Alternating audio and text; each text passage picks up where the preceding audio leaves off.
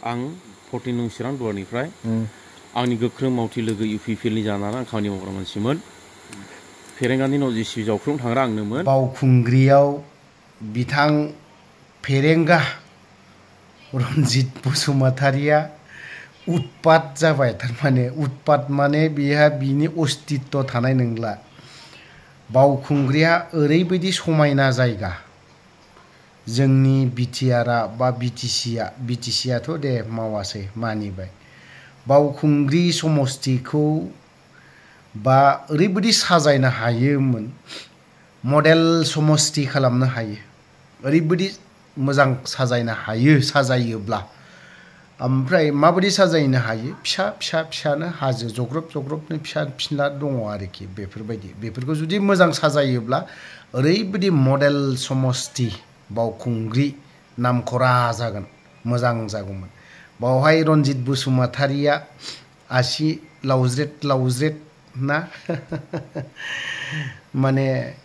गन्थंनि दारिया फोरलाब खारलायनाय बेफोरबायदि साजायनो हागौमोन नाथाय बियो हायाखै बेयाव ओंखाम गैयिनि खारबोदों निसिमानि रायजो राजाफ्राबो खम बुस्थु नङा मोनथिबाय मैया सानैसो मानसिया बुंदों फेसबुक गावनि पेजफोरावहाय हगारदों मिथुन मोसौखौ दोंबा दुरुंजों ना 10था दुरुंजों खाना दोननाय बुखुनो हानाय नङा होननानै इन्टारेस्टिं होदों आं बारा गोलाव बुंनो सानाखै थिग रनजित बसुमतारिया मोननै बियाबावबो जेननो थांगासिनो दङ आरो बे रनजित बसुमतारिया जेनखानांगौ बिनि सामसाफोर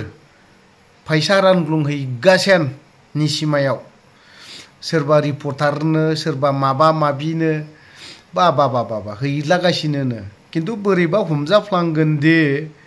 मादि अबस्था जागोनथाय केस होनो हागौ बिसोरो आंखौ किन्तु सोर रिपर्टारथाय खोनालाबायदों बिदिनो खोनालाबायदों माने फिल्डआव ओंखारग्रा रिपर्टारफोर बुंनायाव गाज्रि दै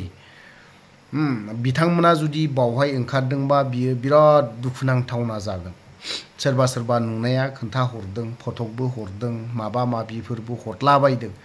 किन्तु बिथांमोना जुदि मावदोंब्ला बेफोरबायदि खालामदोंबा गोजानाव थानाया मोजां आं बेखौ बुंगोन नोंथांमोना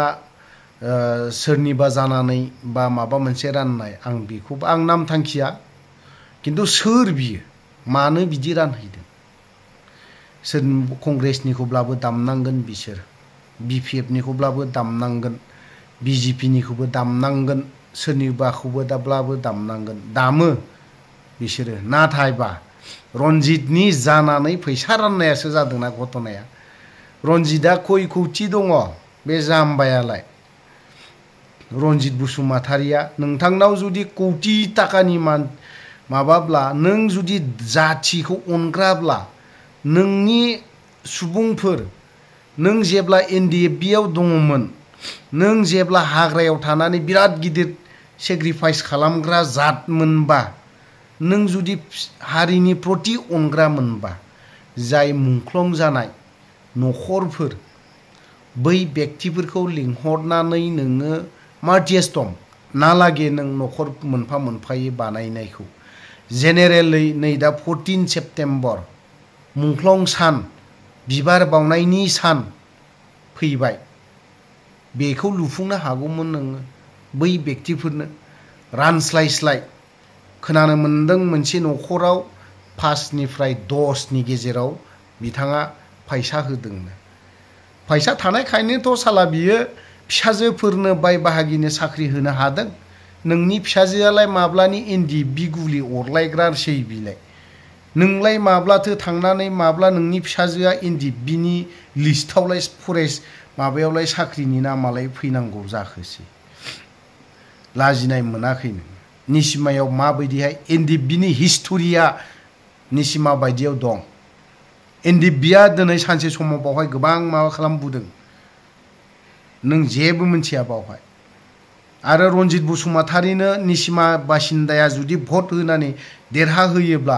आथिङाव दानना लानाय जागोन आं हले बुंखागोन आरो आं खावलायबावगोन बे रनजित बसुमतारिनो सेकेन्ड टाइम देरहाहोनानै जेबो लाब गैया बिनो बुंदोंमोन साख्रि होगोन मा होगोन होनबा नोंनि सिमायाव एनडिएफबिनि जानानै खथ' बुख्रेब जानाय दङ गावथार जानाय दङ हा बै गावथार जानाय न'खरफोरनो साख्रि होनो हादोंना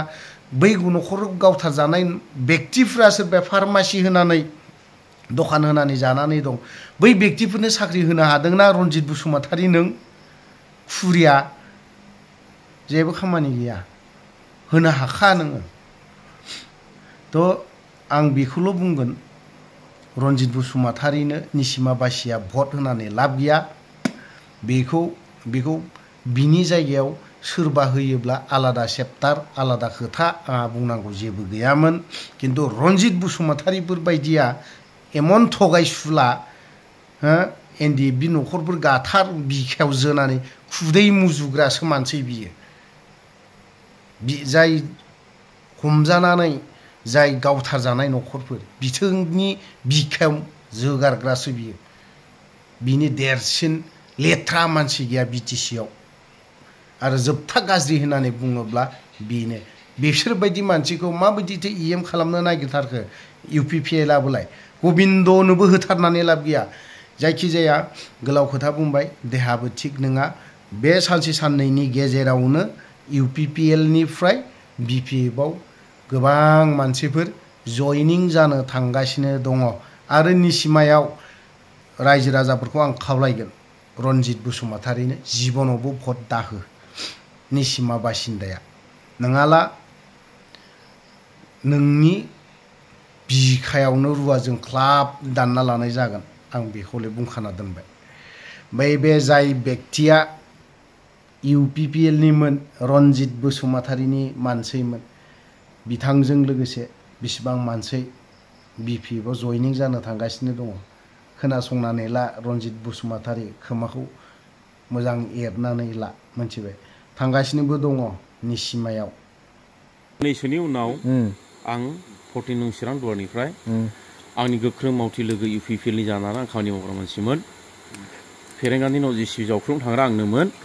आं हाग्रामा साहाजों थांगासिनो सानैनि उनाव 50 जन केदार लानानै सिदा खोथा बे भिडिअखौ हर